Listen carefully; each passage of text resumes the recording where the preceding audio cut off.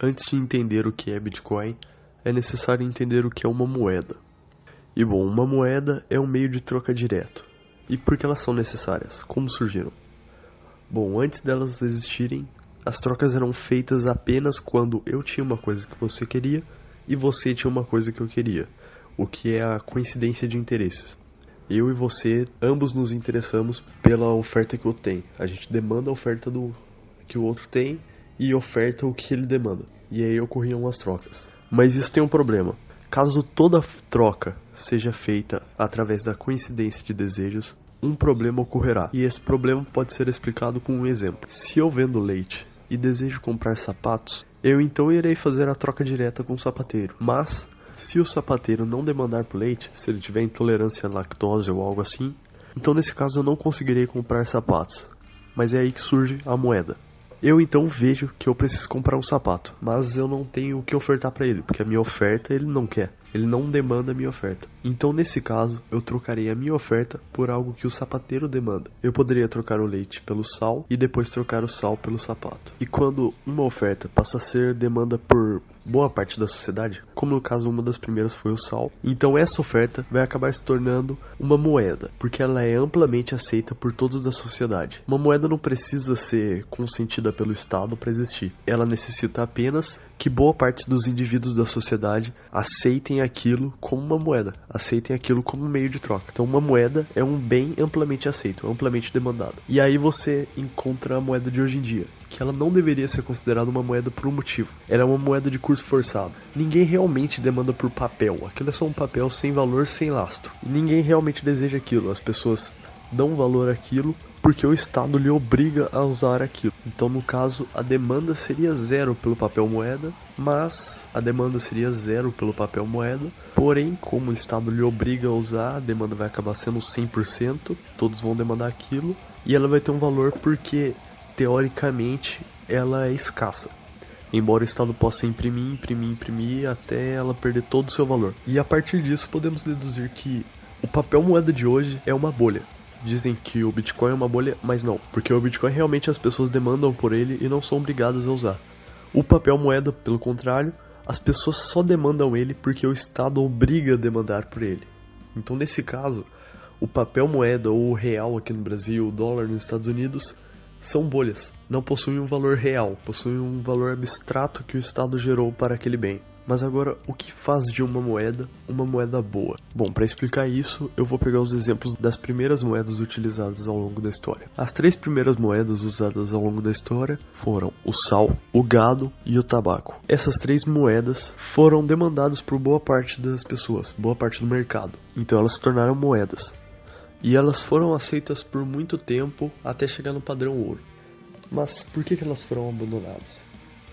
Bom, primeiramente, o sal ele tinha um problema no quesito reserva de valor. Quando você tem um bem e espera que ele seja uma moeda, nesse caso, esse seu bem você não espera que ele perca valor com o tempo. E o sal, como ele estragava com o tempo, como você podia perdê-lo muito facilmente, como você usava o sal, ele perdia o valor, você perdia o seu capital, você perdia o seu dinheiro. E logo depois veio o gado. Mas o gado tinha outro problema, o problema da divisibilidade. Uma boa moeda deve ser divisível ao ponto de você comprar qualquer coisa no mercado. E o gado não possibilitava isso. Pois o gado, ele valia muito dinheiro. Era muito difícil você ter um gado. Ele valia muito dinheiro. E ele era muito demandado pelo mercado. Todo mundo queria ter gado. Então ele seria uma boa moeda. Porém, havia esse problema da divisibilidade. Você não poderia comprar um pão com um gado, porque não tem como você cortar uma parte do gado e dar para a pessoa. É impossível se dividir o gado. E além disso, o gado tinha outro problema, que é o custo de transação. Pois para fazer uma troca com o gado, você tinha um custo. Você tinha que levar o gado até a pessoa, às vezes ficava longe. Você tinha um custo que poderia ser o tempo, poderia ser o dinheiro que você ia gastar até chegar lá. Então o custo de transação era realmente elevado. Logo em seguida começaram a usar o tabaco. O tabaco também era aceito em boa parte da sociedade. Ele podia ser facilmente dividido, mas ele tinha o mesmo problema do sal. Ele tinha o problema da reserva de valor.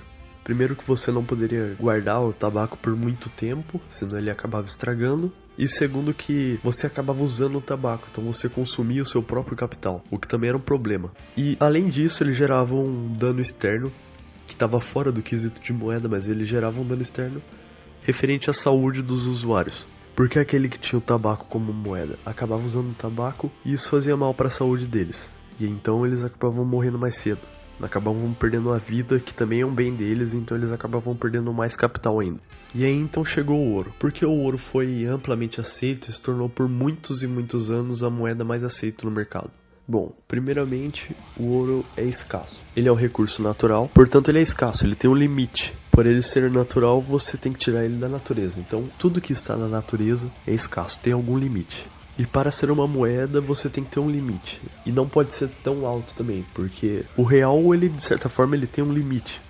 Porque o real é feito de papel. E o papel é tirado da natureza, que tem algum limite. Porém, o limite é muito alto do real. Então você pode ficar imprimindo, até que o valor do real vai chegar a quase zero. Até que quando acabar o papel, o real já não vai valer mais nada. Realmente não vai ter mais valor algum.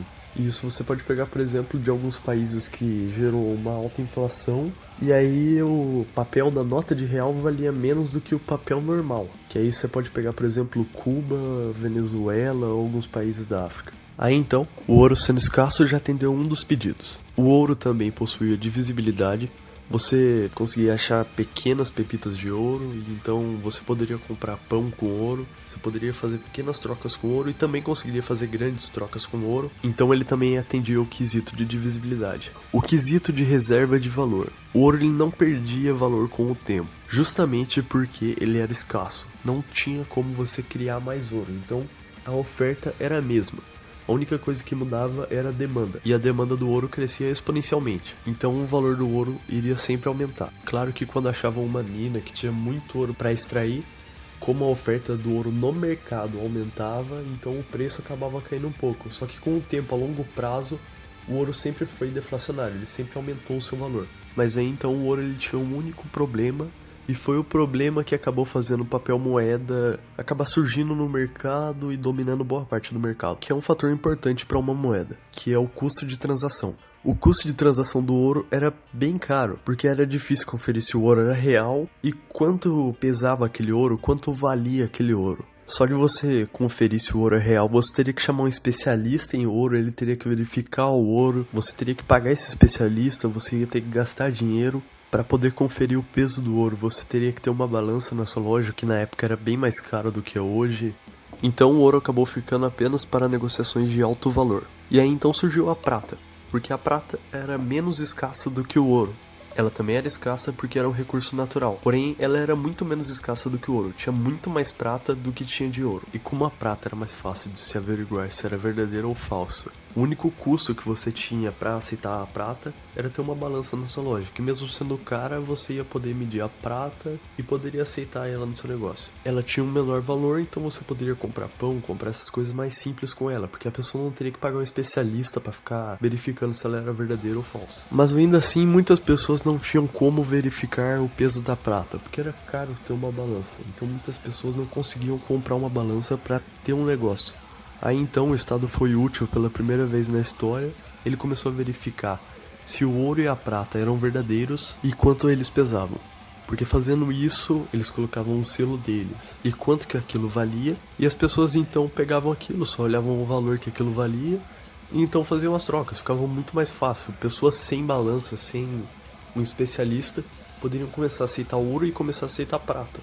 E aí então o mercado começou a crescer, até que na China um dia, um cara chamado Marco Polo teve uma ideia que acabou nos ferrando até os dias de hoje. Ele teve a ideia de, ao invés de pegar o ouro e anotar quanto que aquele ouro valia e se ele era real ou não, ele teve a ideia de pegar aquele ouro, armazenar nos bancos, e então ao invés de dar o ouro durante as trocas, pegar um papel com um carimbo do Estado e esse papel valeria nas trocas. A ideia foi dita como uma forma de facilitar as transações, porque as pessoas não precisariam mais levar o ouro e a prata para fazer as negociações, podiam só ir lá no banco e pegar. Eles diziam isso, mas a verdadeira intenção deles era ter um controle sobre todo o capital do mercado, porque aí todo o dinheiro ficaria no banco central deles. Então eles teriam controle sobre todo o dinheiro do mercado. Porém, nenhuma das pessoas inicialmente aceitou isso de ter um papel moeda, porque era um papel, todo mundo tinha papel, era uma coisa muito simples.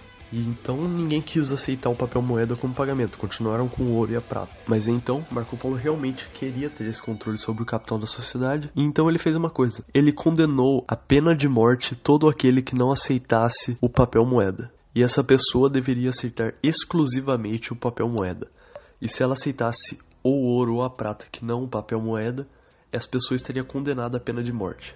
Então, depois de Marco Polo, vários outros governos ao redor do mundo começaram a fazer a mesma coisa. Pegar o papel moeda e obrigar as pessoas a aceitar sob pena de morte. Isso foi usado depois da China, na Inglaterra, onde a pena também era de morte para aquele que não aceitasse o papel moeda inglês, que na época eles viam isso como um crime de antipatriotismo, e antipatriotismo para eles dava pena de morte. E depois isso passou para vários outros países, como Portugal, Espanha e por aí vai.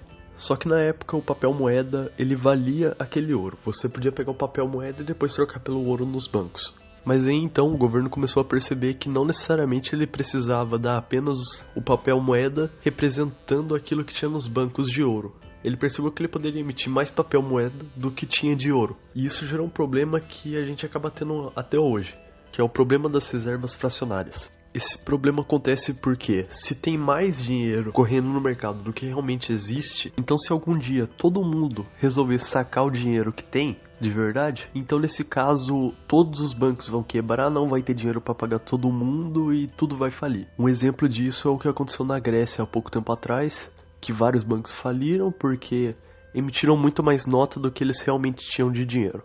E aí então, tendo em vista esse problema das reservas fracionárias, em 2008, um cara chamado Satoshi Nakamoto, ele que ficava navegando por portais da web sobre criptografia e várias coisas do tipo, ele estava insatisfeito com os bancos porque estavam acontecendo várias crises na época, vários bancos estavam quebrando, coisas do tipo, e ele então decidiu resolver esse problema das reservas fracionárias.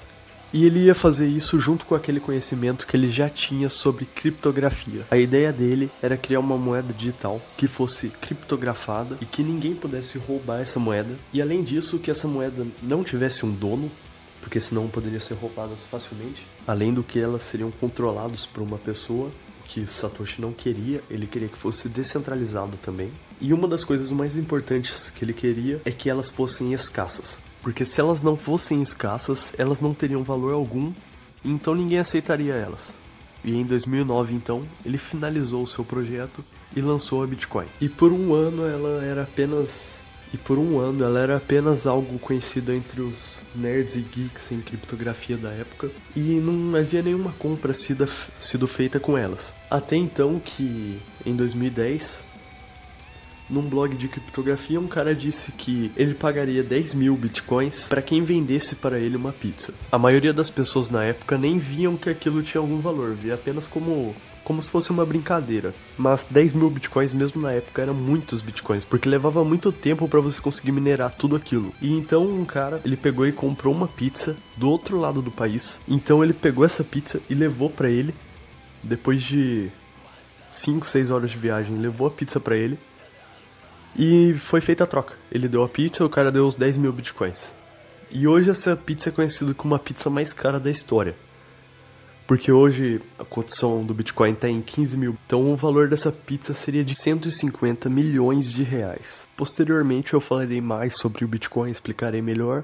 Mas por hoje foi isso. Valeu e falou.